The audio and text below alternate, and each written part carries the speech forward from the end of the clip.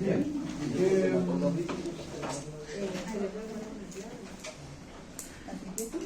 Vamos a ver un par de cosas. Bueno, la idea es que hoy día pudiéramos usar el laboratorio, pero un enredo.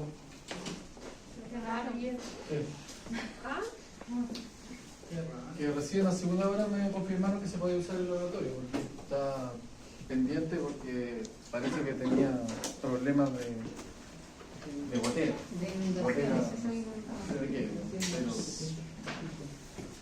Pero tenía que confirmarme, al final hace poco me confirmaron que sí se podía usar, pero estaba muy encima. Y además tampoco me confirmaron el listado de implementos que pedí. Porque hay un listado de implementos que usar, digamos, para lo que queríamos hacer, que es de lo que estuvimos viendo en la última clase, ¿cierto? Del ensayo de Proctor. Pero, entonces, ante la incertidumbre, si no están los implementos, entonces no sacaba nada con ir, digamos, y sobre la marcha empezar a revisar cosas y vamos a perder toda la clase. Así que lo que pretendo hacer es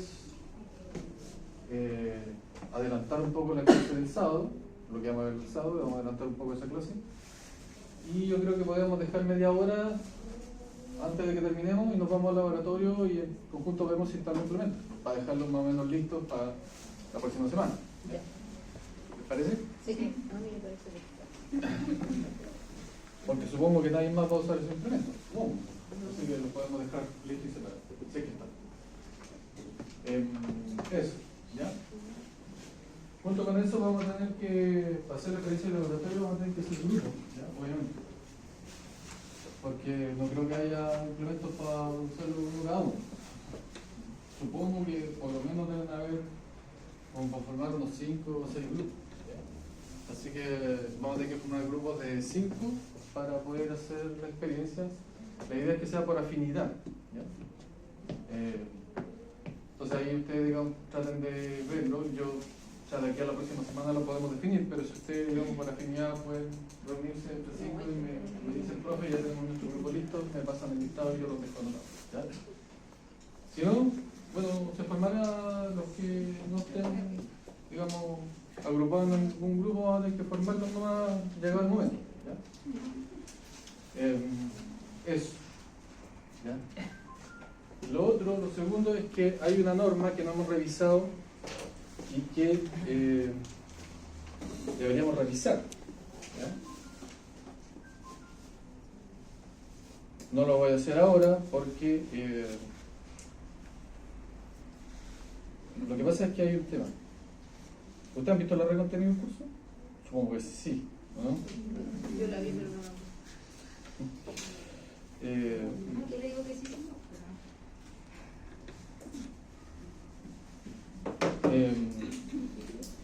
Bueno, la red de contenido del curso establece que tenemos que revisar varias normas.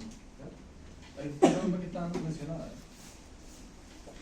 El tema es que varias de esas normas que están mencionadas son antiguas. ¿Ya? Entonces, en rigor, si yo digo ya, me rijo por la red de contenido, les paso la norma antigua, pero creo que no es lo mejor. Si podemos revisar la norma actual y vigente, me parece que es más adecuado, ¿no? Tal como lo hicimos con la norma de Proctor. Porque si ustedes miran la red de contenido, la norma de Proctor que tenemos que revisar es la antigua. Y la cosa pasada revisamos la vigente, que es la del 2008. Porque yo la tengo.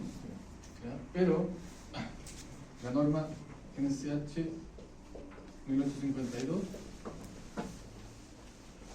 según la red de contenido deberíamos revisar la versión del año 81, que no es vigente, ya no está vigente. ¿Se modificó cuándo? ¿Cuándo se actualizó? 2010. 2010. ¿Ya? ¿Qué norma es esa? ¿Para qué es lo que es esa norma? La moción que está. ¿Ah? Perdón, así ¿En qué curso estamos?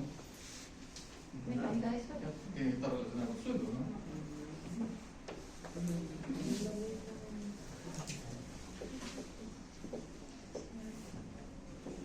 La indemnización severa. ¿Qué es lo que es el CBR? ¿Se acuerdan? ¿Qué significa CBR? ¿Usted que no lo sabe? De suelo.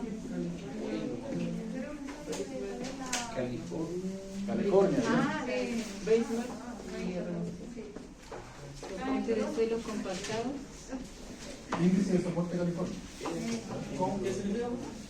Índice de soporte California. Evidentemente, a mí me interesa que podamos revisar la actual y vigente, ¿ya? Porque tiene algunos cambios que son importantes respecto a la antigua. El gran problema es que yo no la tengo. He tratado de conseguírmela por todos los medios, con todos mis contactos, y nadie la tiene. ¿Y en internet tampoco? ¿Ah? ¿En internet? Pero está en PDF. No he podido. No he podido conseguirla ni en internet ni en ninguna parte. Obviamente se la reí ayer, porque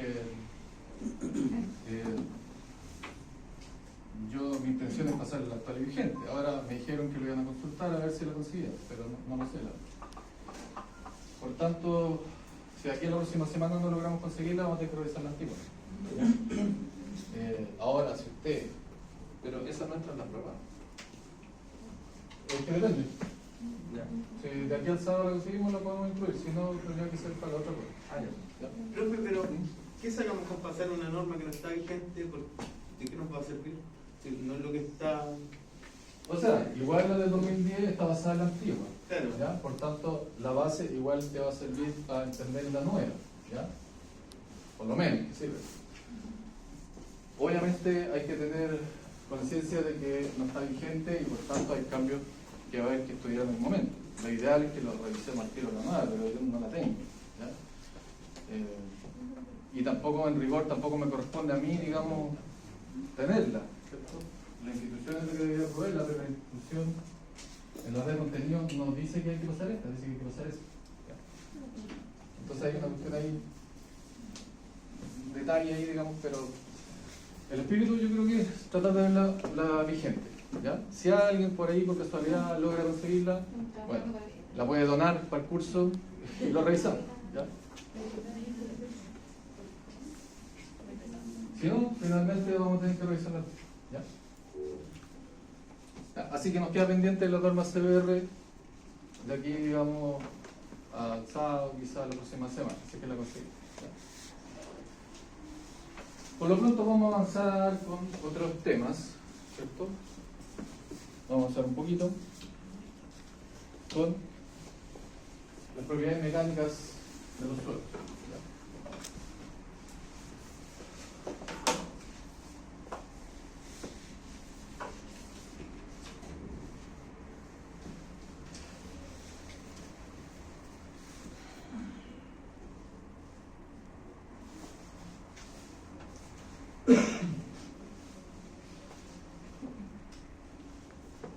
Ya, esta es la parte importante, ¿cierto?, del análisis de suelo que da para mucho.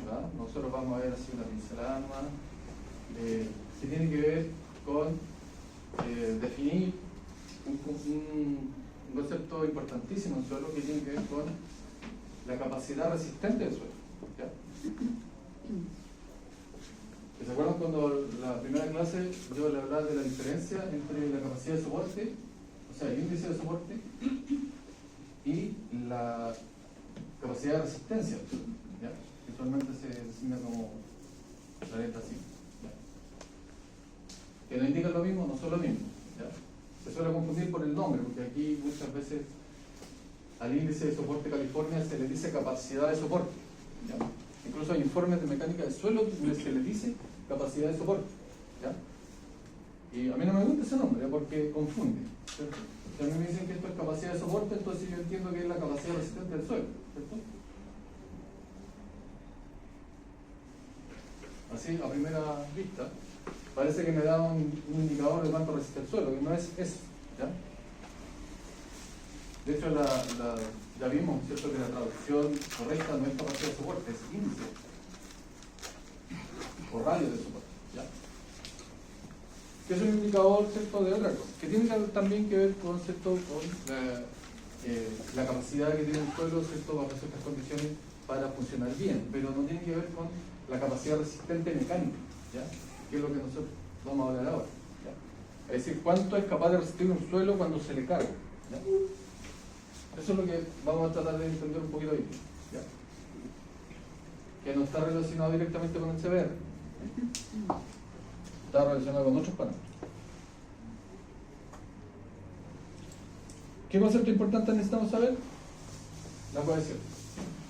¿Te acuerdas que hablamos de la cohesión al principio cuando vimos la red diagnóstica? La cohesión es una propiedad del suelo importante que influye sobre la capacidad de resistencia mecánica del suelo.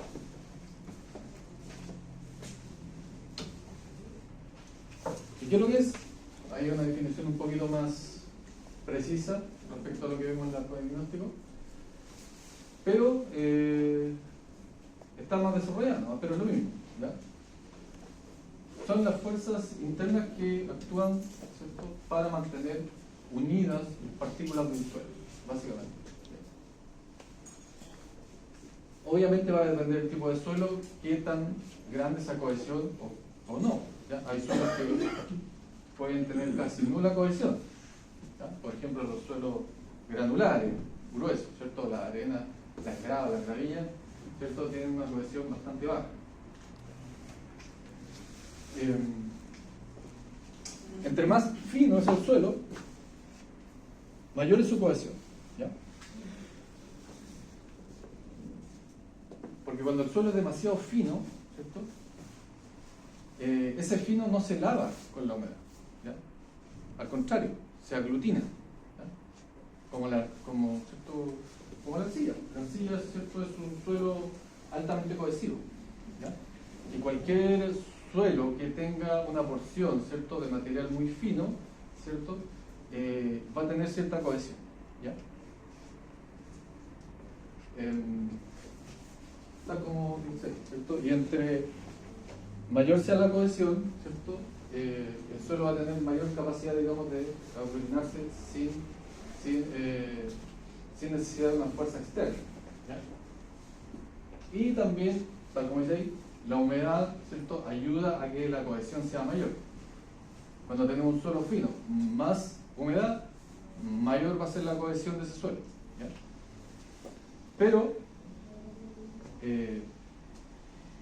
no es directamente proporcional a la cantidad de agua, ¿cierto? Ahí hay un límite, ¿cierto? Porque si el agua es demasiada cantidad de agua, eso también puede encontrar la cohesión, porque al final se vuelve como un barro y al final pierde cohesión también. ¿Ya? Entonces, hay un límite, no puede ser tanta humedad tampoco. Hay un ejemplo, ¿cierto?, claro de los suelos arcillosos, que ustedes me imagino que alguna oportunidad tendrán de haber visto.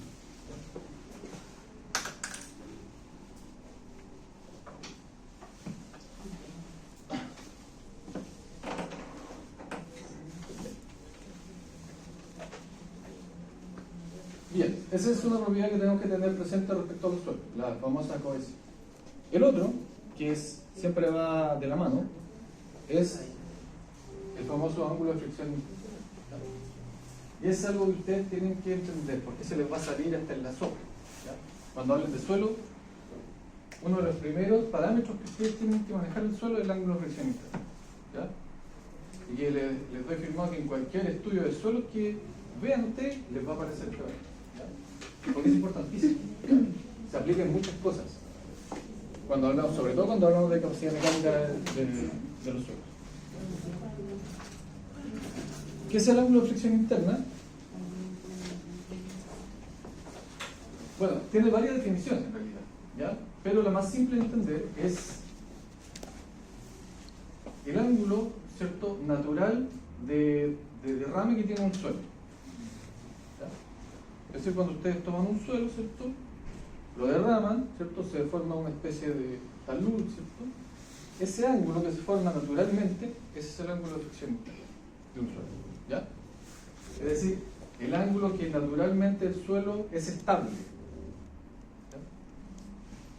Porque no todos los suelos, ¿cierto?, van a formar el mismo ángulo. ¿Ya? Eso tenemos que tenerlo claro. Entonces ese ángulo me está diciendo, bueno, naturalmente, sin intervención externa, ¿cierto?, ¿con qué ángulo, ¿cierto?, un relleno, un talud, es estable. ¿Ya? Ese ángulo natural, ¿cierto? Sin intervención, digamos, de tercero, de externa, de fuerza externa, ese ángulo natural que forma el talud, eso se llama ángulo de fricción interna de ese suelo. ¿Ya? Eso, ¿Sí? a mí a veces cuando me toca hacer muro de contención me aparece el ángulo de fricción del terreno y dependiendo del que se forma, el tipo de muro que uno tiene que usar. Exacto. Pero Si uno piensa en una ladera, ¿cierto? En un talud natural, lo que ustedes quieran. Fíjense que muchas veces, incluso cuando se hacen obras de ingeniería, ¿cierto? Sí, típico cuando se hacen carreteras, ¿cierto? Y se corta el cerro, ¿cierto? Típico verlo en las carreteras. Uno se puede preguntar, bueno, ¿por qué a veces se hace muro de contención y a veces se deja el talud desnudo? ¿Ya? Tiene que ver con eso. Porque, según los estudios, ¿cierto? Se determinó que ese talud tiene un ángulo de inclinación natural que es menor a su ángulo de estabilidad, ¿cierto?, de fricción interna. Es decir, que por sí solo se puede mantener. Esa es, digamos, la explicación más directa. Entonces, el talud se puede mantener por sí solo estable, entonces no necesita una obra de estabilización ni de contención. ¿Ya? ¿Y cómo determino cuando ese ángulo es suficiente o no? El ángulo de fricción interna del suelo. ¿Ya? Entonces, si yo tengo, ¿cierto?, ahí, ¿cierto?, una carretera y tengo un ángulo, ¿cierto?, de corte aquí del terreno.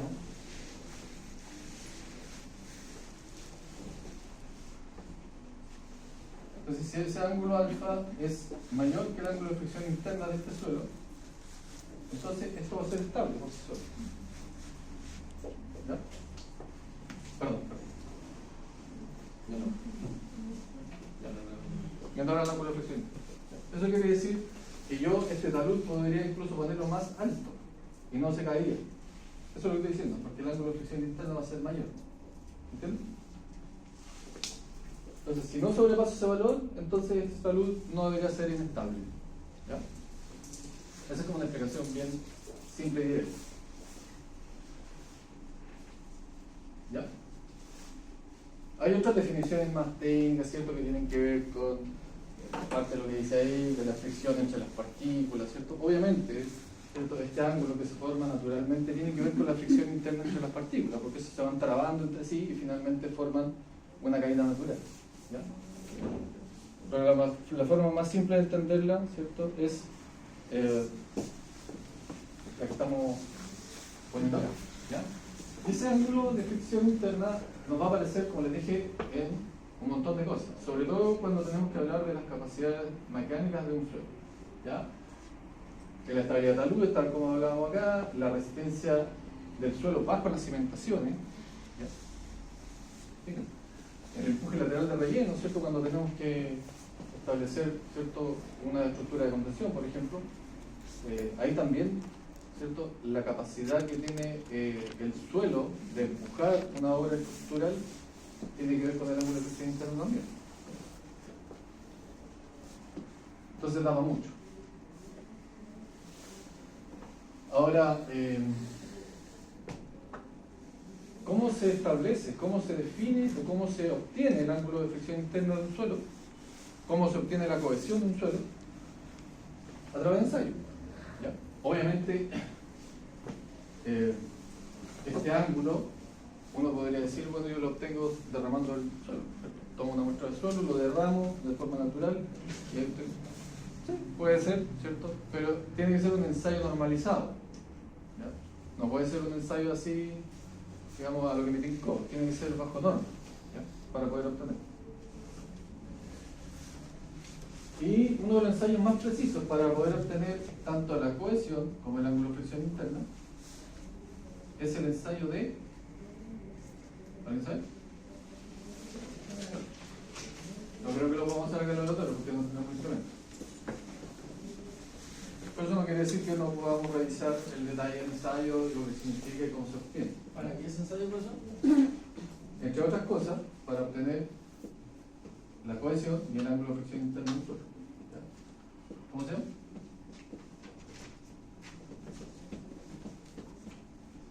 El ensayo de corte directo.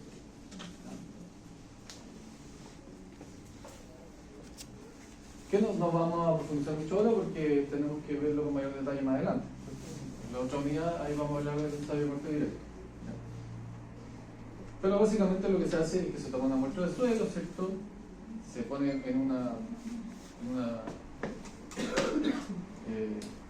elemento especial, ¿cierto? Una máquina de laboratorio y se hace fallar el suelo, es decir, se le aplica una presión y se hace que el suelo falle. ¿Ya? Y ahí se toman ciertas mediciones, ¿cierto? Respecto a las condiciones en las que falló, se hace una gráfica y se obtiene todo para eso.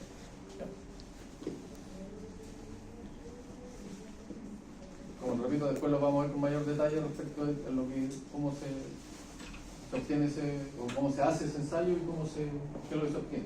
¿Ya? Por ahora, lo importante es saber que eso se obtiene de ensayo laboratorio. ¿Ya?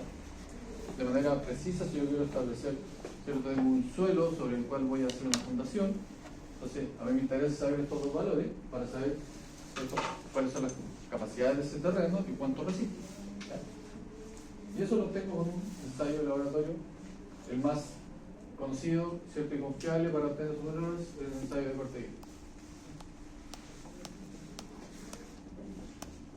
Bien, hay algunos valores típicos, ¿cierto?, de ángulo de fricción interna, dependiendo del tipo de suelo. Ustedes pueden buscar en literatura y van a encontrar siempre tablas, ¿cierto?, donde salen distintos tipos de suelo y los ángulos de fricción interna estimados más o menos, ¿cierto?, en rango. Esto es para tener una noción, ¿cierto?, de cuánto puede ser ese ángulo de fricción interna. Si ustedes quieren un valor exacto, ¿cierto?, para un cálculo, obviamente tienen que hacer el ensayo. ¿Ya? Esto sirve como referencia para saber más o menos, ¿cierto?, dependiendo del tipo de suelo, cuánto podría ser el ángulo de fricción interna. ¿Ya?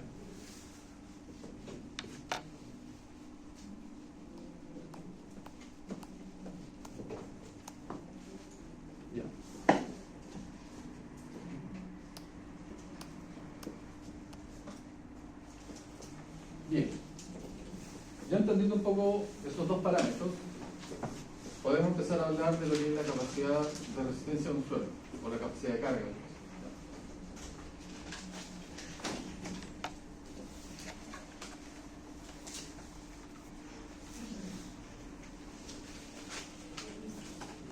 ¿Cómo se define la capacidad de carga de un suelo? Bueno, no es más que la resistencia última que tiene, antes de romperse, antes de fallar. ¿Ya? Porque evidentemente si yo le aplico una carga al suelo, el suelo no va a resistir infinitamente. Como cualquier material tiene un límite de resistencia. ¿Ya? Ese límite de resistencia es lo que se llama capacidad de carga. Y obviamente va a ser un factor que a nosotros nos interesa, es decir, en qué momento el suelo falla, ¿cierto? Porque si voy a hacer una estructura sobre un determinado suelo, quiero saber si ese suelo tiene la capacidad de soportar el peso que va a tener, que le va a imponer esa estructura. ¿Ya?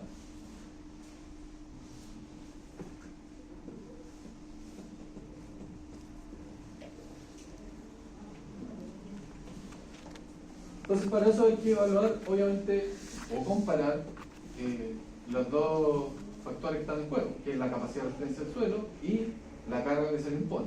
¿Ya? Y comparar. Si la capacidad, digamos, de resistencia del suelo es mayor que la carga que está recibiendo, entonces no debería haber problema. ¿Y cómo se determina la capacidad de carga? ¿Cómo se determina cuánto resiste? Bueno, ahí entran en juego lo que se llaman las teorías de análisis. ¿Ya? Porque recuerden que los suelos no son materiales homogéneos. Ya lo dijimos, ¿cierto? Son materiales que en realidad son bastante heterogéneos, es decir, son con propiedades que son bastante variables para un mismo suelo. Obviamente se aproxima, ¿cierto? Se idealiza el comportamiento de un suelo y se han establecido distintas teorías de análisis, hay varias teorías de análisis. Nosotros vamos a ver, ¿cierto?, un par que son las más usadas, ¿cierto? Pero hay muchas más. Ustedes pueden tomar un libro de mecánica del suelo, ir al apartado de capacidad mecánica, capacidad de carga de los suelos, y van a ver, ¿cierto?, una serie de nombres, ¿cierto?, con distintos, ¿cierto?, tipos, ¿cierto?, que han hecho distintos tipos de teorías, ¿ya? Y sobre todo porque hay mucha variedad de suelo, entonces hay algunos teorías que se han especializado en un tipo de suelo para determinar su capacidad resistente y todo, ¿ya? Nosotros vamos a ver un par de teorías que son más generales, ya que nos van a servir en general para una gran variedad de problemas. Teoría de Terzaghi. ¿Habéis escuchado a Terzaghi? Es uno de los estudios más importantes, ¿cierto?, en teorías de suelo.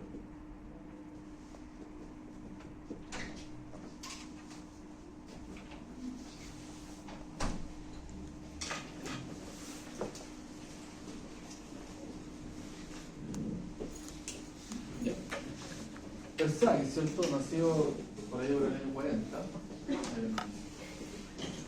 Fue el primero en establecer una teoría que permitiese calcular la capacidad de resistente de un suelo. Imagínense, o sea, antes no, si yo quería saber cuánto resistía un suelo, digamos, era súper difícil hacerlo, ¿ya? Bueno, todavía es difícil, pero por lo menos hay teorías que nos dan una aproximación bastante buena, ¿ya? Como para tener noción de qué pasa con el suelo, ¿ya? Una de esas es la de Terzaghi. Ahora bien, hay que tener claro ciertas cosas. La teoría de Terzaghi está pensada en cimentaciones superficiales, ¿ya? Que en general, ¿cierto?, son una gran gama, digamos, de proyectos son con cimentaciones superficiales. ¿Qué se entiende por cimentación superficial? ¿Saben cuándo una cimentación es superficial y cuándo no? O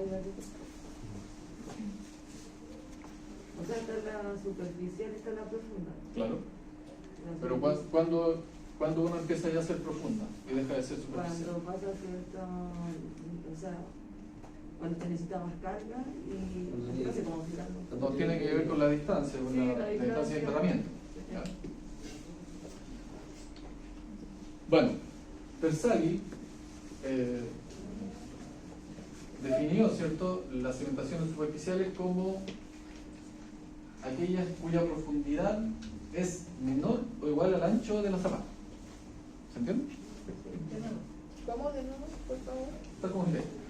Cuando la profundidad, este es el DF, ¿cierto?, se le denomina a la profundidad de la zapata o de enterramiento, como se dice, ¿ya? Que no es más que la distancia que hay entre el suelo natural y el sello de fundación, ¿ya? ¿Ya? Entonces, cuando esa distancia, según Terzaghi, es menor o igual al ancho de la cimentación, de la zapata, se dice que es una cimentación superficial, ¿ya? Hay otras definiciones, ¿cierto?, de otros estudiosos, de otros científicos que dan otras definiciones distintas, ¿cierto? Hay algunos que dicen que puede ser más profunda, es decir, esto podría ser un poco mayor y se puede seguir considerando superficial, ¿ya? Pero ahí es una gran gama de, ¿cierto?, de definiciones. Al final, aquí uno entra en el criterio, o sea, en el plano del criterio, ¿cierto? Al final, uno, ¿cierto?, tiene que usar cierto criterio y decir, bueno, ¿cuándo la considero superficial y cuándo no? ¿Ya? Obviamente, hay situaciones en las que claramente una zapata no es superficial, ¿cierto? Por ejemplo, cuando hablamos de pilotes, ¿cierto?, enterramientos de, no sé, 10, 20 metros de profundidad, eso ya claramente no es superficial.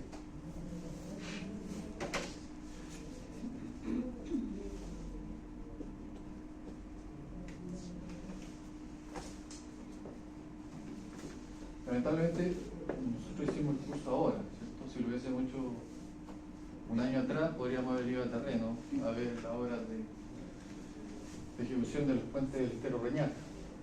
¿Ya? Ustedes han ido a Reñaca, ustedes van a Reñaca en verano, esas cosas. ¿No? En Estero Reñaca se construyeron 2 puentes nuevos, ¿lo saben o no? Sí. Eso tiene cimentaciones profundas. ¿Ya? No, en el estero, perdón, Está la avenida en el de estero Reñaca, no en el estero Marcamán, en el estero Reñaca. ¿Está en Reñaca? No está en Macay. Sí, ahí es donde está el colegio Macay.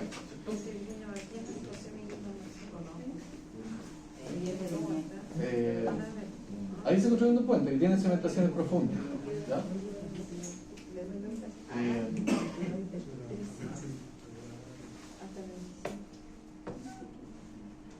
Si mal no recuerdo, deben ser unos 15 metros de profundidad.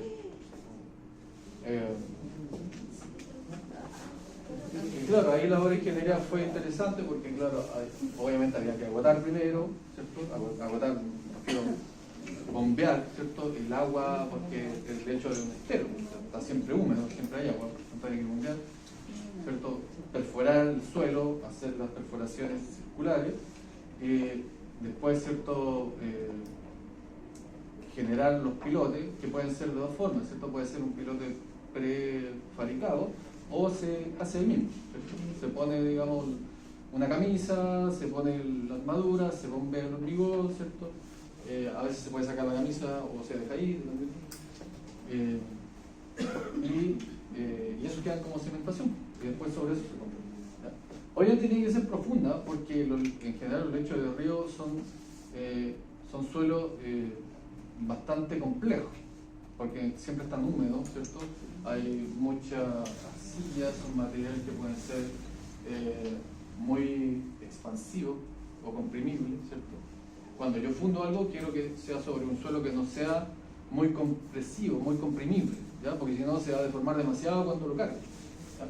Entonces, por eso las cimentaciones tienen que ser profundas para llegar a un suelo bueno. Y de ahí recién se van a resultar. Y de ahí se colocaron, si mal no recuerdo, con más de 60 pilotes, ¿ya? Porque tiene en los estribos, ¿cierto? En los dos bordes del puente y en el medio tienen, ¿cierto? Y son dos puentes. Entonces, hay una cantidad de pilotes, ¿cierto? Bastante grande. Fue interesante esa obra, lamentablemente estaba terminado, así que no sabemos nada de ir a mirarlo. O sea, podemos ir a mirarlo para ver la obra, pero hubiese sido bueno ver el proceso, ¿ya? Se van a ejecutar nuevos puentes, ¿ya? ¿El Parque de la Victoria que estaban haciendo? O sea, ya lo tienen listo. ¿Dónde?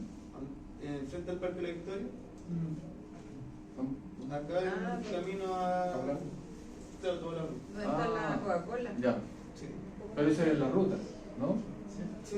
Sí, desde el modo. Sí. Ya. Soy curso. Lo que pasa es que los, De hecho, destruyeron el antiguo y hicieron uno nuevo. sí, lo que pasa es que los puentes que en el Cerro Reñaca son los ejecutó el CERVI, ¿ya? Entonces yo tengo más relación con el CERVI, por eso con otros proyectos he participado. Con el MOP, claro, no tengo relación directa, pero igual a veces puedo ver algunos de sus proyectos. Lo que les digo es que van a haber nuevos puentes porque hay proyectos, digamos, para desarrollar nuevos puentes en el estero Reñaca, ¿ya? Pero obviamente se va a demorar para que está también el mejoramiento del puente Capuchín, ¿ya? Se va o sea, el proyecto indica que se tiene que rehacer toda la plataforma vial. Así de, digamos, radical es la cosa. Es decir, se va a volar toda la plataforma vial y se tiene que hacer nueva. Los signos, los soportes, ¿cierto? La cepa, esas se mantienen pero se refuerzan. Entonces justo ahora no nos toca un proyecto de que esté en ejecución de ese nivel, como porque podamos ir a ver, ¿ya? Lamentablemente. Porque igual se supone que nosotros deberíamos tratar de ir a terreno a ver algo interesante relacionado con el curso, pero claro, en este momento, justo en este momento, nos están ejecutando una obra de ingeniería así como importante que podamos ir a ver qué está pasando con el suelo, ¿cierto? Camino costero, con Reñaca. Sí, se está haciendo, pero es básicamente pavimentación. Claro, podríamos ir a ver las subrasantes, ¿cierto? Las obras de pavimentaciones. Que no quita, ¿cierto? Igual siempre es interesante, pero claro, no está al nivel, digamos, de una obra de ingeniería mayor, lamentablemente. Ya, bueno. Entonces, tenemos que Terzaghi estableció una forma, una teoría de calcular la capacidad de carga de fundación, o sea, de suelos, cuando tiene que soportar fundaciones superficiales. ¿Ya? Ahí está, bonito, ¿cierto? Más lindo que el que hice yo. Y la otra, ¿cierto? La otra, ¿cómo se dice? Hipótesis de Terzaghi es que era para fundaciones corridas. O sea, él estableció cómo calcular la capacidad de carga de un suelo cuando son superficiales las fundaciones y cuando son corridas. Es decir, cuando una fundación es corrida, ¿cierto? Es cuando el largo o una de sus dimensiones es mucho mayor que la otra. ¿Ya? Eso es, ¿cierto?, una definición que uno puede entender de fundación corrida. ¿Ya? Es decir, cuando tenemos que ese ancho, ¿cierto?, es mucho menor que 1. ¿Ya? O dicho de otra forma, el ancho B es mucho menor que el largo. ¿Ya?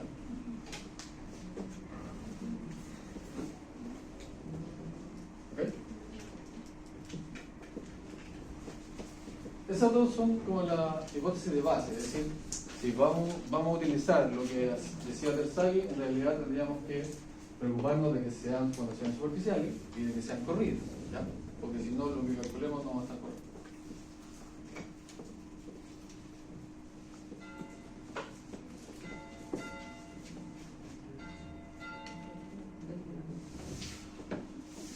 Ya, ahí es lo que estaba diciendo recién, fundaciones corridas cuando el largo es mucho mayor que el ancho. Entonces ahí Terzaghi supuso, ¿cierto? No porque se le tincó, sino porque, digamos, hizo experiencias, ¿cierto?, del laboratorio y se dio cuenta, ¿cierto?, de una relación ahí y dijo, bueno, aquí lo que está pasando es que la falla del suelo ocurre de la siguiente manera. Así. Es decir, cuando yo tengo una cimentación, ¿cierto?, fundada sobre un suelo, y aquí aplico una carga muy grande, de manera tal de que sobrepasa el límite de resistencia del suelo, lo que pasa es que se genera una zona de falla como la que puso Terzaghi. ¿Ya? Y en esta zona de falla Terzaghi definió varias cosas. Definió un triángulo, ¿cierto? Este triángulo, ¿cierto?, de suelo, que no se deforma ni falla porque es rígido, está bajo la zona. Pero cuando empuja hacia abajo, esta parte como más circular se deforma. ¿Ya? Esto empuja hacia acá y esto se deforma y empuja hacia allá y finalmente genera que se genere esta superficie de falla, haciendo que el suelo se levante acá. ¿Ya? Así, muy así, digamos, simple se lo estoy explicando. Obviamente esto está respaldado con varios cálculos más complejos. ¿Ya?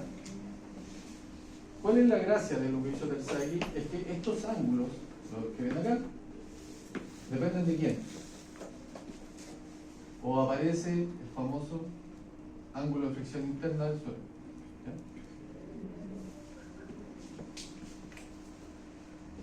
Obviamente yo no le voy a pedir que estén calculando esas cosas, eso ya lo hizo Terzaghi. Lo estoy explicando de bien. ¿Ya? Terzaghi ya obtuvo una expresión, ¿cierto?, que en rigor es bastante simple y directa, ¿ya? Es mucho menos compleja de lo que uno puede suponer. Esa es una de las virtudes, ¿cierto?, de la teoría de Terzaghi.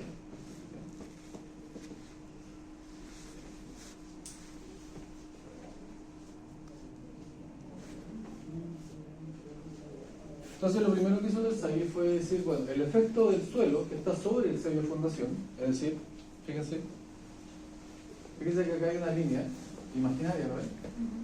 Que es el sello de fundación. Entonces Terzaghi dijo, ya, me voy a olvidar del suelo que está sobre el sello de fundación y lo voy a reemplazar por una carga.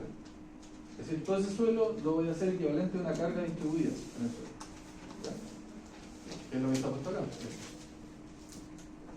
¿Y cuánto es esa carga distribuida? Es el peso específico del suelo por la profundidad de la fundación. ¿Cierto? Es decir, lo único que está diciendo es que saco ese suelo, pero lo reemplazo por una carga sobre todo el suelo obviamente, igual al peso que tenía ese suelo. ¿Ya? Que es lo mismo que está puesto acá en la diapositiva siguiente. ¿Sí? Eso, ¿ya? Es decir, ¿cierto? Si lo dibujamos de nuevo aquí, me olvido del suelo que está sobre el sello de fundación y lo reemplazo por una carga distribuida. Eso es lo que hizo Terzaghi. De valor Q, igual al peso del suelo, es decir, el peso específico del suelo por la profundidad del sello de fundación. ¿Ya?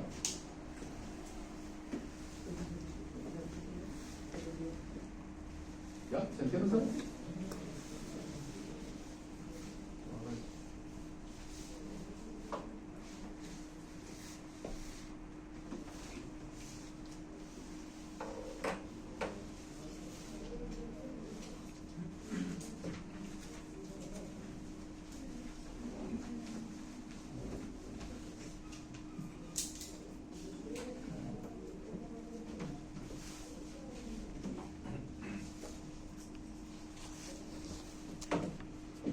Ya.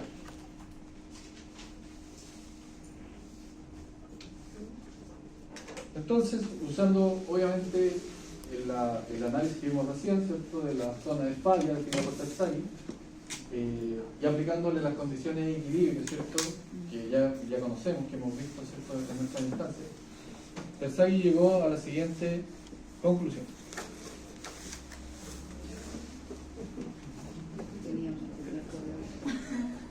La capacidad de carga del suelo, es decir, la capacidad de resistencia del suelo, va a ser igual a C, creo que es C, la cohesión del suelo. NC es un factor definido por Terzaghi, ahí lo vamos a ver. Q, ¿quién es Q? La carga distribuida, es cierto, equivalente al peso del suelo que está sobre el suelo de fundación. NQ también es otro factor definido por Terzaghi. Un medio de el peso específico del suelo, B, el ancho de la zapata. Recuerden que estamos hablando de una zapata corrida. Es decir, Terzaghi dijo, yo voy a analizar una zapata de ancho B y de un largo muy grande. ¿Ya? Infinito. Ahí vamos a ver cómo se aplica eso en la práctica. ¿Ya? Pero lo que importa es el ancho de la zapata, no el largo. ¿Ya? Y otro factor definido por Terzaghi.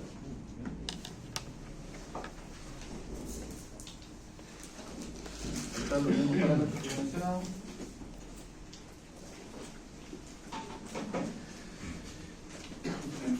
Y los tres parámetros NC, NQ y N gamma son factores definidos por Terzaghi. En realidad hay fórmulas para calcular eso, pero son complicadas. Es decir, NC, NQ y N gamma, hay fórmulas. Se las podría dar, pero en realidad no se las quiero dar. ¿Para qué? Porque son bastante complejas, pero todas dependen de quién? Del ángulo de fricción interna. Todas son funciones del ángulo de fricción interna. ¿Ya? Pero no importa, ¿cierto? Uno no necesariamente tiene que recurrir a las expresiones, porque Terzaghi también tabuló los valores. Los calculó y los tabuló para distintos ángulos, ¿cierto? Hizo variar el phi y tabuló en una tabla todos los valores, ¿cierto?, para los distintos ángulos. Entonces, claro, si a uno le molesta un poco irse a las ecuaciones, que son medias complejas, uno puede ir a la tabla, ¿cierto?, de Terzaghi, y dependiendo del ángulo de fricción interna del suelo, yo puedo sacar el valor, ¿cierto?, de esas tablas, ¿ya? Que es lo que es mucho más directo y más simple. De ahí después les voy a mostrar la tabla con los valores.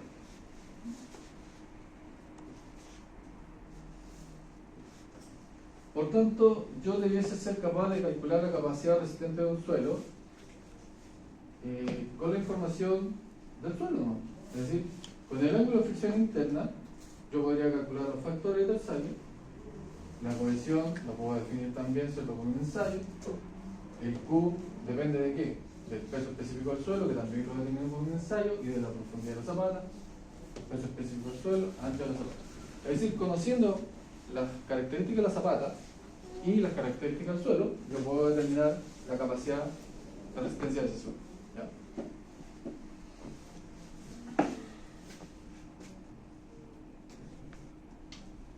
Ahora bien, Terzaghi también generalizó lo que obtuvo, ¿ya? Para zapatas cuadradas y circulares. Recuerden que la expresión que vimos recién es para zapata corrida, ¿ya? Es decir, cuando es muy larga. Pero ¿qué pasa cuando tenemos zapata chica, cuadrada o circular? Entonces Terzaghi también estableció las siguientes ecuaciones, que son muy similares y cambian solamente, ¿cierto? Que aparecen estos factores 1,3, 0,4, 0,6. Pero nada más, lo demás sigue siendo lo mismo. Los factores siguen siendo lo mismo, el Q, el C, siguen siendo las mismas características que ya podemos determinar, ¿cierto? Tanto de la zapata como del suelo. ¿Ya?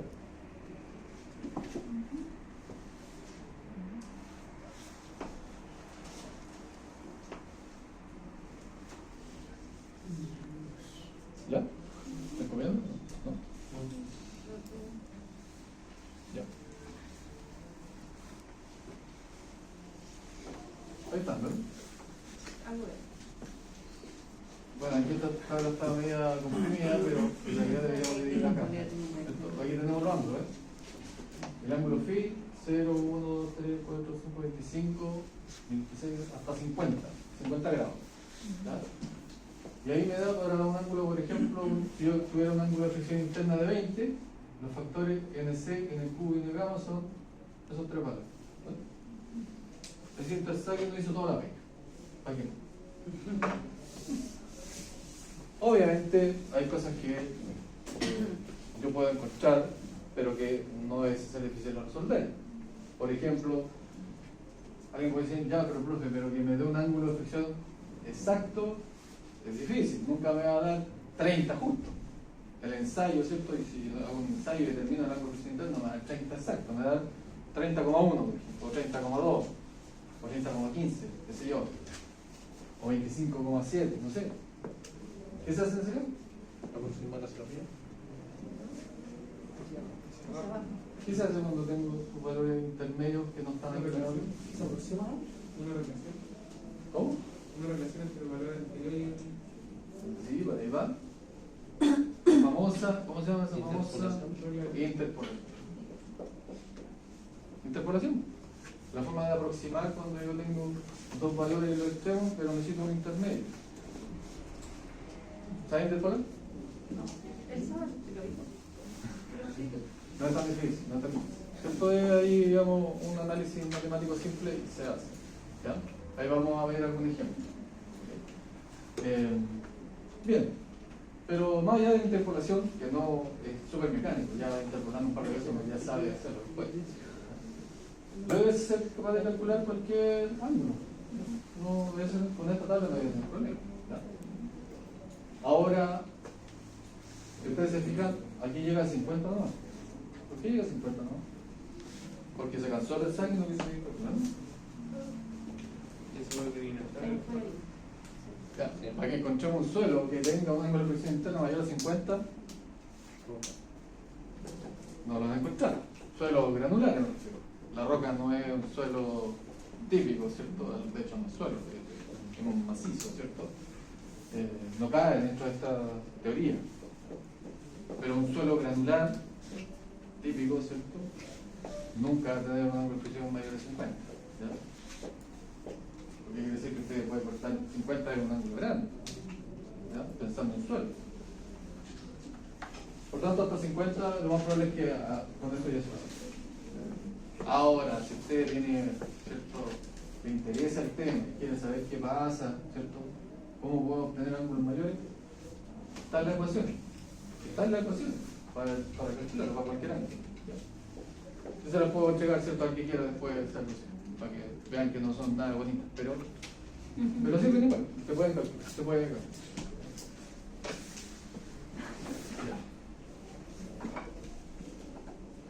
Obviamente, esta es la parte inicial de la teoría de Terzaghi, la parte más simple, porque obviamente hay cosas que son más complejas que se pueden abordar igual. ¿Ya? ahí vamos a ir viendo algunos ejemplos, ¿cierto? Y yo les voy mencionando cosas que pueden ser más complejas. Yo no voy a complejizar más el análisis porque podríamos, ¿cierto?, hacer ejemplos súper complicados para aplicar la teoría del Sagi, pero no es la idea. La idea es que sepan que existe la teoría y la generalidad, digamos, de cómo se aplica. Nada más. Ya. Bien. Dame un ejemplo.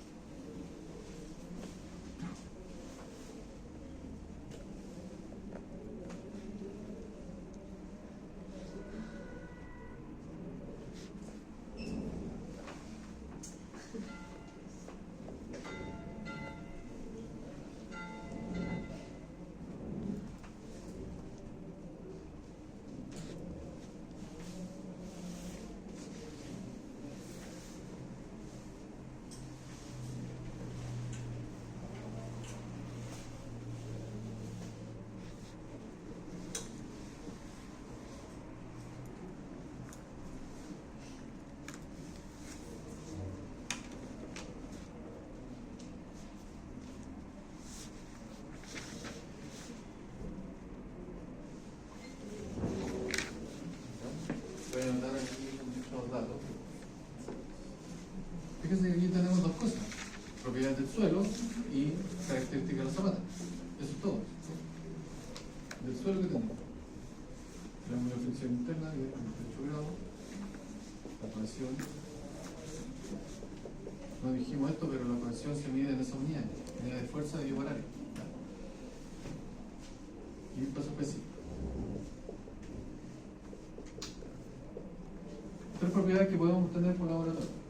Tomamos nuestra muestra de suelo, ¿cierto?, del lugar donde se va a hacer la obra, mandamos al laboratorio y obtenemos esas tres propiedades.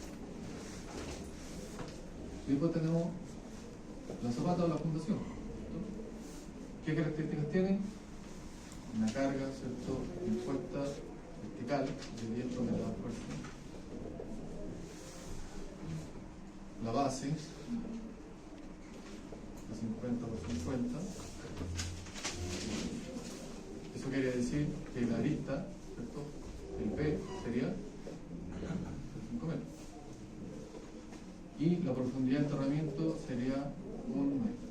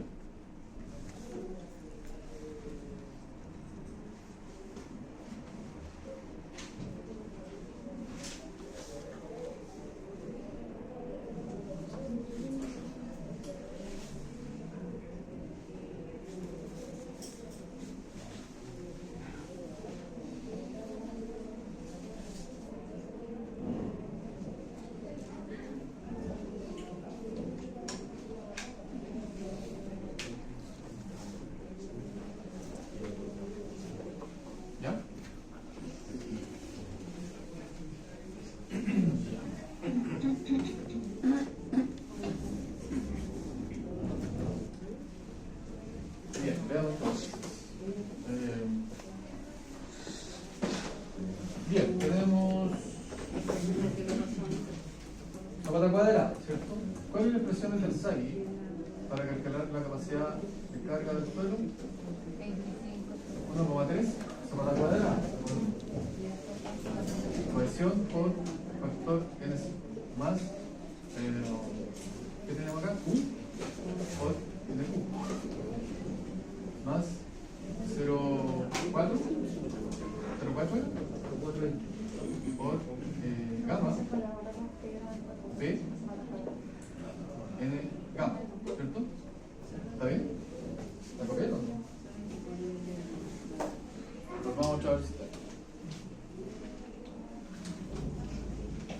1,3, 0,4, está bien.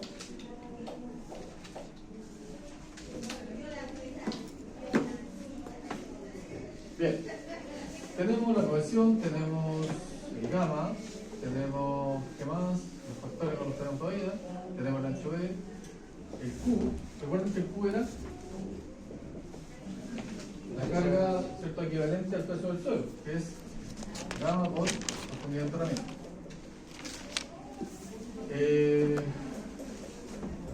Bien. ¿En qué trabajamos? Aquí tenemos que trabajar en unidades compatibles. Fíjense que acá estamos en kilogramos fuerza, que tenemos toneladas. Voy a pasar esto a kilogramos fuerza. ¿Parece? Multiplicado por 1000, me queda 1100 kilogramos fuerza por metro. Por tanto, aquí tendríamos 100 kilogramos fuerza por cúbico por la profundidad de enterramiento, que es 0,5 metros. ¿Cuánto de eso? 1000. ¿Ah?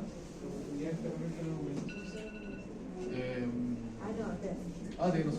Aquí está en O sea, la superficie del cuadrado. Perdón. 1 metro, por tanto, el Q equivalente a ser 2100 kilogramos fuerza por metro cuadrado. Profesor, perdón, ¿por qué ella le colocó 0,5 y está refiriendo a la medida que tiene ahí al lado de que pasó de centímetro a metro una de las medidas, ¿verdad? Claro.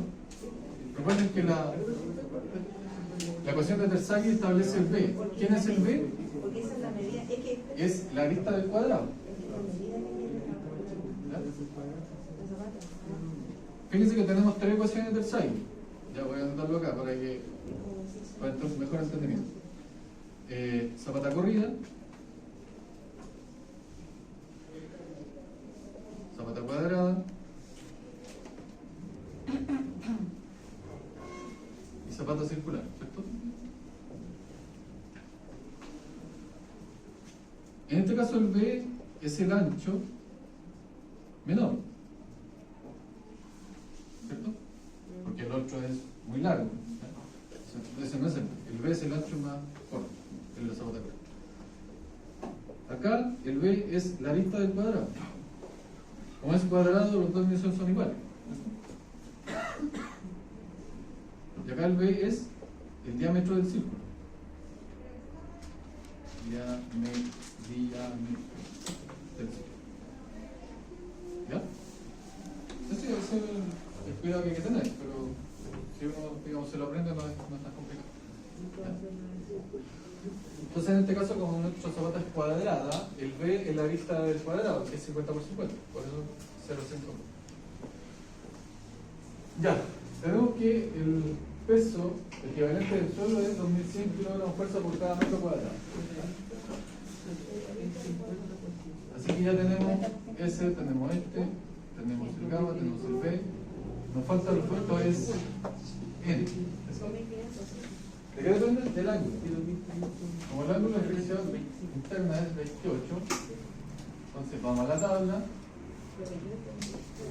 Voy a volver rápidamente a la tabla. Creo que la podemos ver ahí. Ahí. Molesta un poco, pero cierto. ¿Dónde está el 28?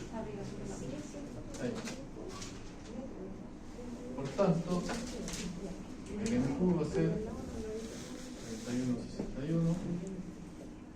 El N, perdón, ese era el MC. El MQ es 17,81. 1060. Ya.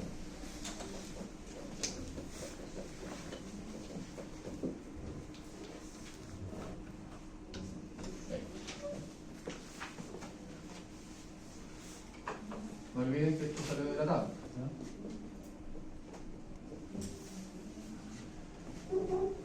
Y bien, pues ahí ya tenemos todos los datos. Por tanto, reemplazamos. ¿Qué tenemos? 1,3 por la cohesión, que es 8. Recuerden, en unidades compatibles, estamos trabajando todo en kilogramos por y metro. El NC es adimensional, por tanto se reemplaza así. Más el U es 2100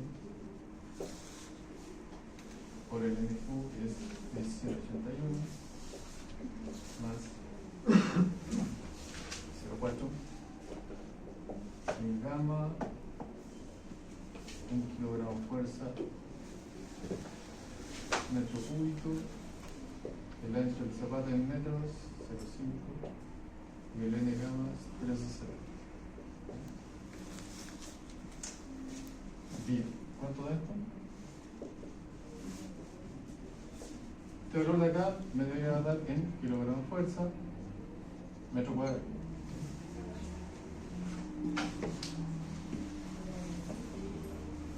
¿Cuánto es? Entonces se suponía que para la altura superficial de este tenía que ser menor o igual a la base. Sí, pero eso era lo que decía, esa es la definición de Tersay. Pero hay otras definiciones que establecen que uno igual puede considerar superficial, aunque puede ser un poco mayor. Obviamente vamos a ver ejemplos donde siempre tenemos que aplicar la ecuación de Tersay, salvo que nos digan algo diferente.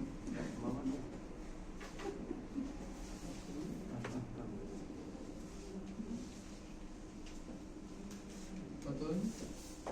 ¿Cuáles son las unidades en ese? Son adimensionales, no tienen unidad.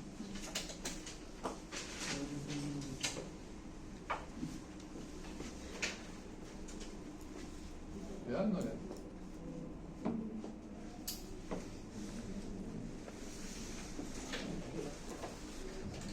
Vas a alcanzar la velocidad,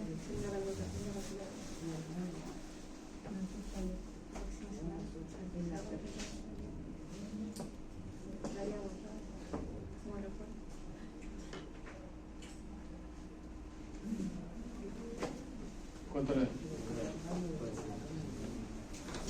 ¿Cuánto lo busqué? 3, ¿cómo?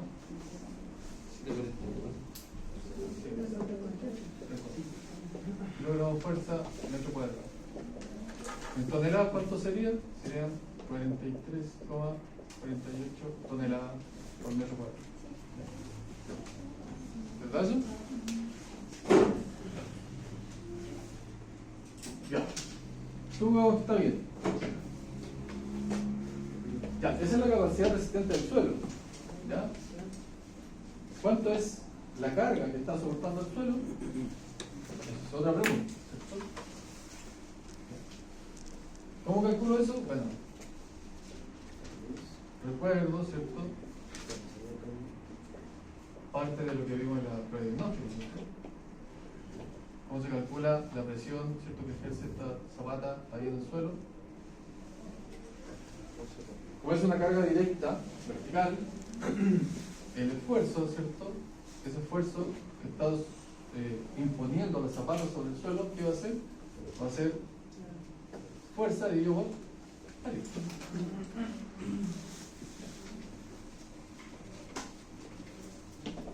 Y la fuerza es 10 toneladas dividido por el área, que es 0,5 por 0,5 metros cuadrados. ¿Por qué una zapata cuadrada?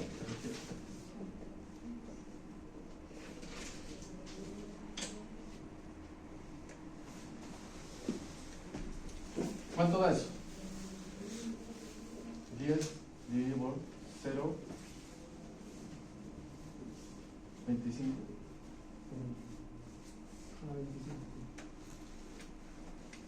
Tonelada, fuerza dividido por 40. ¿Cuánto ¿Cuánto da? 40. 40 toneladas fuerza metro cuadrado. ¿Falla el suelo o no? No, eso es lo que tengo que establecer, ¿cierto? Si la capacidad resistente del suelo es mayor que el esfuerzo impuesto, es decir, tenemos 43,48 toneladas metro cuadrado, mayor que 40 toneladas metro cuadrado. Entonces el suelo no falla. En teoría, según Terzaghi.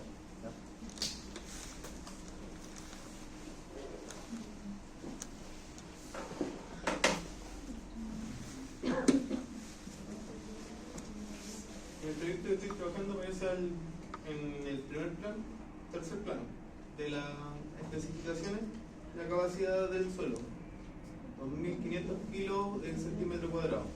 ¿Sí? Este valor, si ustedes, digamos, ven el informe del suelo, está con su compañero ahí, dependiendo, digamos, del informe del suelo, no siempre sale, pero si el informe del suelo es para una obra de ingeniería importante, ¿cierto? Por ejemplo, una cimentación, un muro, ¿cierto? O la fundación de un puente, como veíamos, ahí la mecánica del suelo va a aparecer, ¿ya? Que puede tener distintos valores, capacidad de carga del suelo, ¿cierto? ¿Qué otros valores, qué otros nombres le ponen? Capacidad resistente del suelo, ¿ya? O esfuerzo máximo del suelo, o tensión admisible del suelo, ese también, ¿ya? Ese también es bastante usado, ¿cierto? Capacidad de carga, capacidad resistente,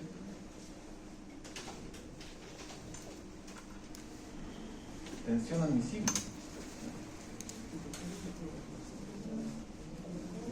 Todos son sinónimos de la capacidad resistente del suelo, ¿ya? Si ustedes miran un informe del suelo de estas características, ¿cierto? Para obras de ingeniería ya mayores, les va a aparecer alguno de esos nombres y le va a aparecer, ¿cierto?, el valor para el cual se supone que el suelo falla, ¿ya? Pero lo más probable es que el estudio mecánico del suelo lo hayan calculado con Terzaghi, ¿ya? Les digo, no es la única teoría, pero es la más utilizada, ¿ya? Hay otras teorías distintas, ¿cierto?, similares, pero tienen alguna diferencia, que también sirven para calcular la capacidad de carga del suelo, ¿ya? Pero la más utilizada es Terzaghi.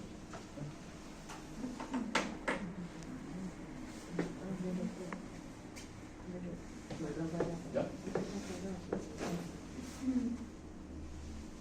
Y aquí es donde uno podría pensar, ¿cierto?, en cosas más complejas, ¿ya? Ahorita no es la intención del curso de complejizar este tipo de problemas, pero se lo menciono para que ustedes le den vuelta, ¿cierto?, lo piensen, ¿cierto? Y si les interesa saber, bueno, ¿cómo se resuelven estas cosas? Yo les puedo pasar más información, a que les interese. Aquí estamos hablando de un problema siempre directo y simple, ¿ya? Es decir, una zapata que presiona el suelo y veo si recibe, ¿ya? Pero ¿qué pasa cuando la carga en la zapata no es directa? O no está centrada. Por ejemplo, tenemos la zapata aquí. ¿Qué pasa? Es un ejemplo típico como el que hemos visto en el curso anterior. ¿Qué pasa si hay un momento en la zapata?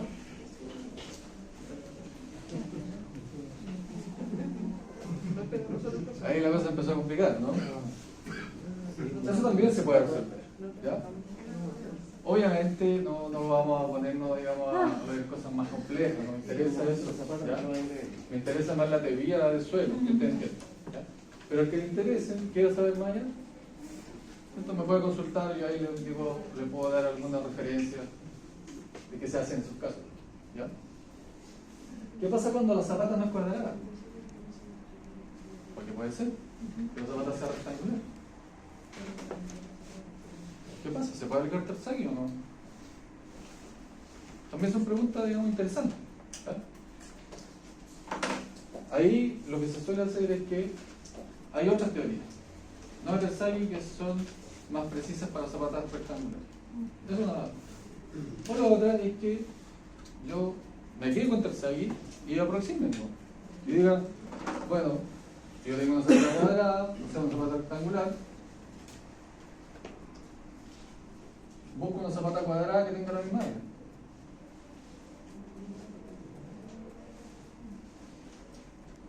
¿Cierto? Hago como un problema equivalente. Transformo mi problema en un problema cuadrado. ¿Ya? También es una posibilidad. O de plano, me voy a otra teoría que me entregue, ¿cierto?, una forma de calcular la zapata rectangular. Profe, ¿cuál es entre la zapata corrida y la rectangular? No, que la corrida es mucho más larga. ¿Ya? De hecho, Terzaghi, cuando obtiene su ecuación, la original, él supone que la zapata es infinita. Él supone una zapata de ancho B, ¿cierto?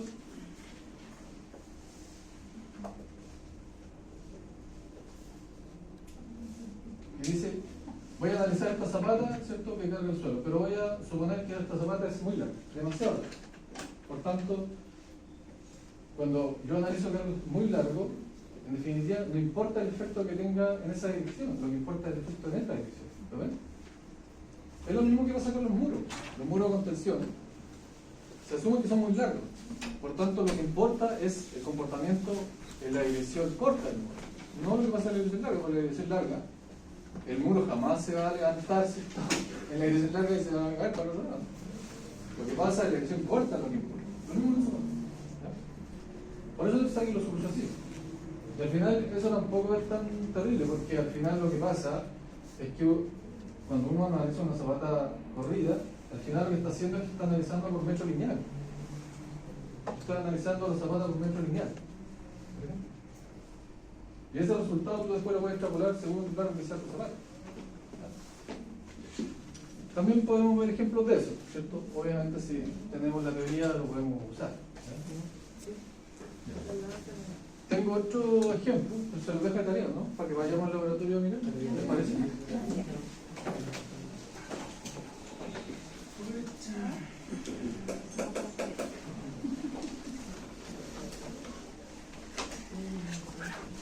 Ahora, yo supongo que la guía de laboratorio está ahí en el control del docente. Positivamente, estoy suponiendo. No creo que la tenga alguien que esté en su casa. Profe, ¿Ah? el laboratorio no es con llave, es con el dedo. Y si el Ah, pero le podemos decir a alguien de la SEA por último que no habla.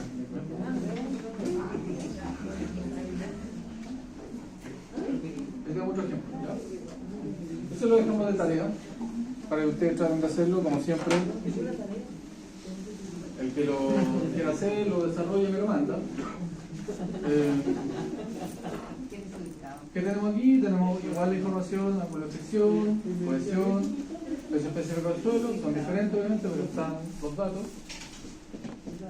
Tenemos acá hay una diferencia, ¿cierto? Con el anterior, que tenemos carga impuesta de 20 toneladas de fuerza por metro lineal. Ya no es una carga puntual, sino una carga distribuida. ¿Ven? ¿Por qué? Porque es una zapata corrida, de ancho 65. ¿Ven? Es una zapata es larga, muy larga, y de ancho 65. ¿Ya? Y el C de fundación a 0,9. Entonces, me pide lo mismo anterior. Obviamente aquí tengo que utilizar la ecuación de Terzaghi original, porque es para zapata corrida. ¿Y el área, profe, se calcula como un metro? ¿No? ¿El área de la zapata se calcula como si fuera un metro? ¿Por metro lineal? ¿No? ¿Profe, puede poner las ecuaciones? ¿Al tiro? ¿O estás comiendo?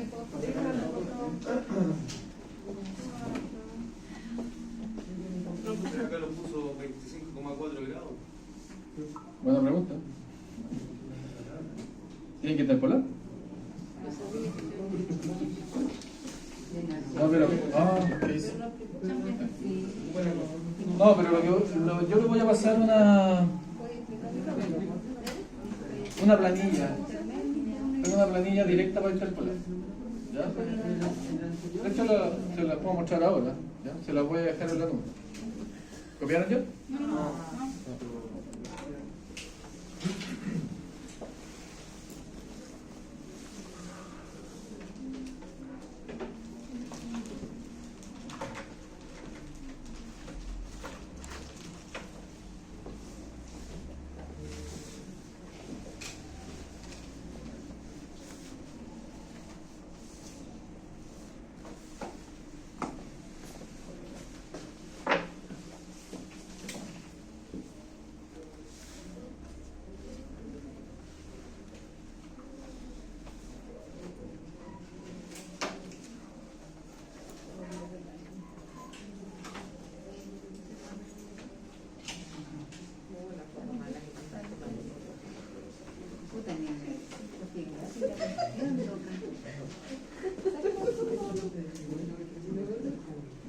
Saca la foto, así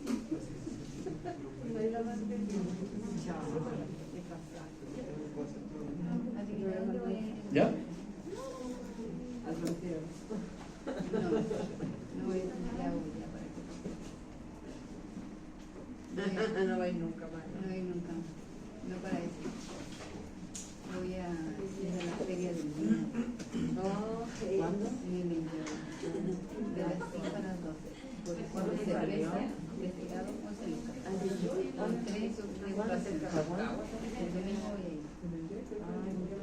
Y sobran ahí me empezó a acompañar. Para el 26. De las 5 a las 12. Va a haber música en vivo, gourmet, puedes comprar, tienes copa con 3 degustaciones. Van a haber flores de vino, cerveza, van a hacer un poco de ir los niños porque es de todo. Ya, mira, te confirmo. Ya, está no ya te llamo. Déjate currículum. Ya llamamos. Ya no te la preocupes. ¿Ya? Está listo. Ahí está. Ahí está. Esa es la Zapata Cruz. Eso.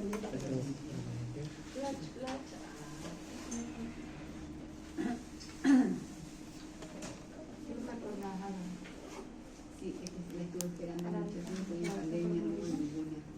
Sí, es maravilloso.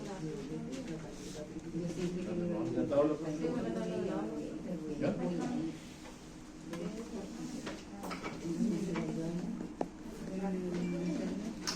¿Ya la copiaron? Sí. ¿Hasta cuándo hay plazo para mandar la tarea los tres? ¿De aquí a mañana? Mañana. Ya. O sea, antes que yo suba la clase profesor, Esa tabla no sé. hay que sacarle una foto porque no la está copiando.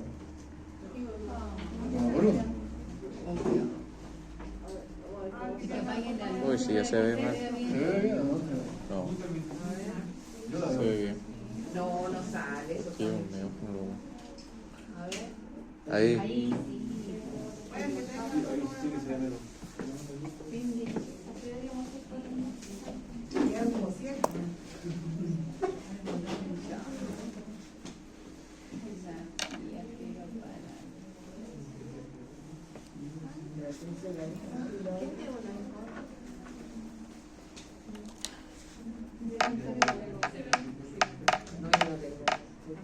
¿Ya?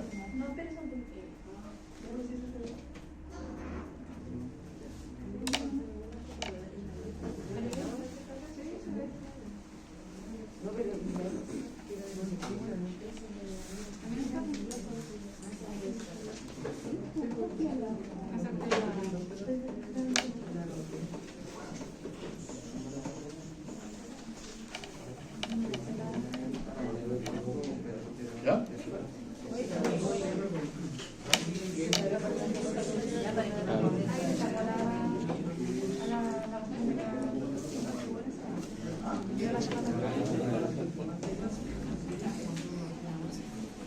Pasamos a subir la tabla por la izquierda.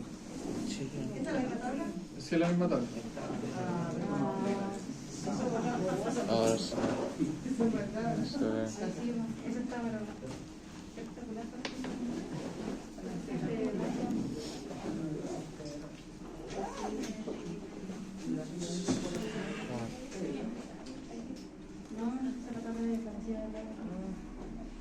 Pero se ve mejor. Sí,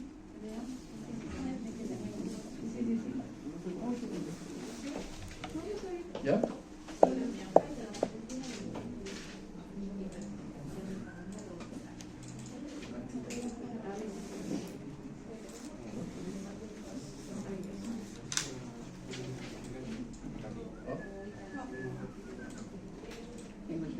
¿Qué es aquí? esta tabla les permite interpolar directamente, ¿no? Porque fíjense un valor cualquiera, ¿no? Por ejemplo, si mi problema fuera, no sé, por decir 22,7, si ese fuera el ángulo de mi problema, entonces ¿qué tengo que hacer yo? Buscar el anterior y el posterior, es decir, este valor está entre 22 y 23. Ahí busco los factores para el ángulo 22, para el ángulo 22 están acá abajo, ahí, ¿lo ven? Esos valores tengo que reemplazar aquí en esta columna, es decir, 20,27, 9,19, 5,09. Y los del ángulo 23 en la otra columna, es decir, esos valores. Es decir, 21,75, 10,23 y 6. Y ahí me da inmediatamente los valores que corresponden a 27.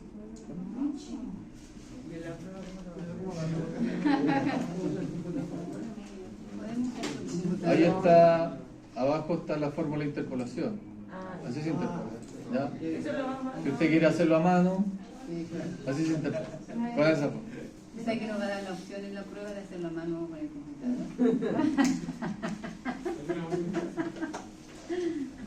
Siempre me acuerdo que te acabo de decir que usted quiere. ¿Por qué no puede ser simplemente un... Ah, no fue la palabra. Estoy nerviosa ya. No. ¿Un promedio? Sí, claro, o sea, es un...